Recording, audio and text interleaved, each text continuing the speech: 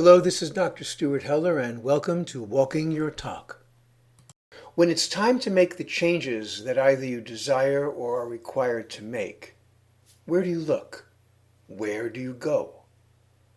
Come with me on a short journey as we step away from the norm to reveal the change potential of the strange and ignored.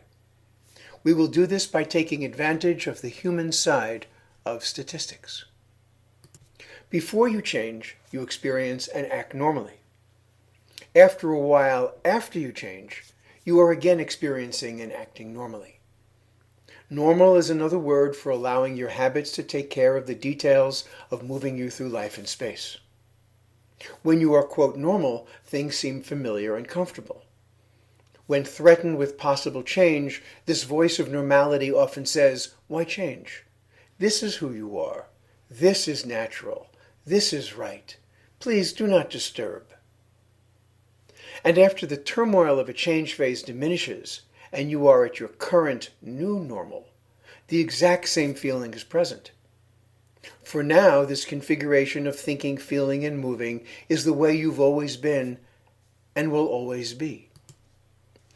Looking for a relatively painless way to change, we often focus on those moments of atypical behavior and experience that seem to offer a glimpse of a way out of our dilemma.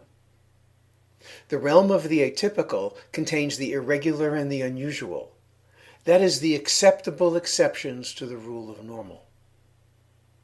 Investing your time and energy in these different, yet not too different patterns is not particularly resisted by a bureaucracy of habits defenses. Since what you discover here usually only delivers small change, the system is, quote, happy to let you play at change. A step beyond the unusual is the vast realm of the strange. I can't do that. It's unfamiliar. It's weird. It's uncomfortable. It's not me. At this moment, you need to ask yourself, who is speaking? Who is afraid? Your, quote, true self or your habit self? The fundamental inertia of habit demands that it rejects the strange, unfamiliar, and uncomfortable, or else its current structural balance will shift. And because this is a mechanical-like system and cannot see beyond the moment, the bureaucracy of habit interprets this as facing its death. The screams of, it's not me, it's not natural, are the voices that are holding your structures in their current shape. They are not the voices of your creative self.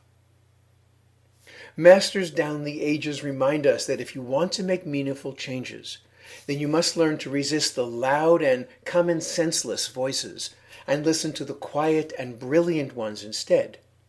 In other words, for the sake of change, let go of the need to be comfortable.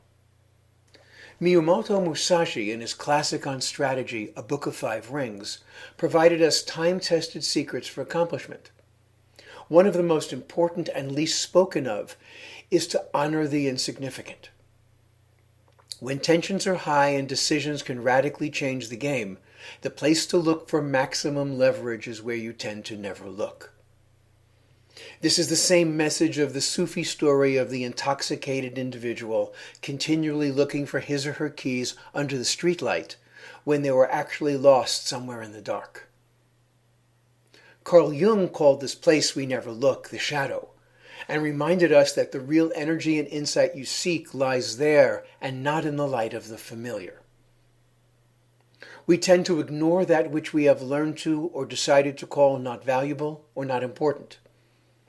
Reconsidering your priorities can bring light to this realm, revealing options and opportunities that can completely alter the situation in your favor. Another way that the keys to success can be ignored is when we do not have the maps or distinctions to bring them to the foreground of our awareness.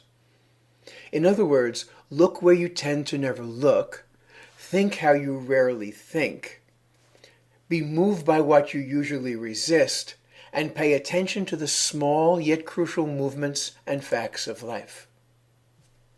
Let's return to the beginning. What do you want to, need to, or are required to change?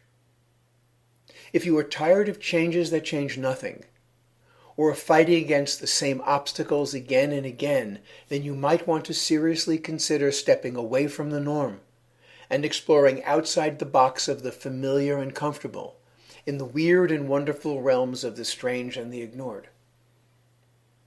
So, what do you take for granted in your beliefs, expectations, experiences, etc.? And are you willing to get uncomfortable for a while so that you can become comfortable with a more optimal configuration of habits? Take heart from those who have done this that the journey is worth it.